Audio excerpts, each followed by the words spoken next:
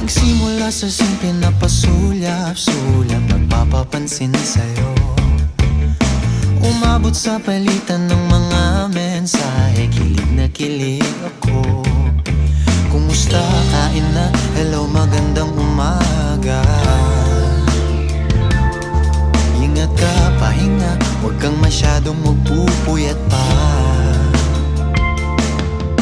Naramdaman ng puso na dahan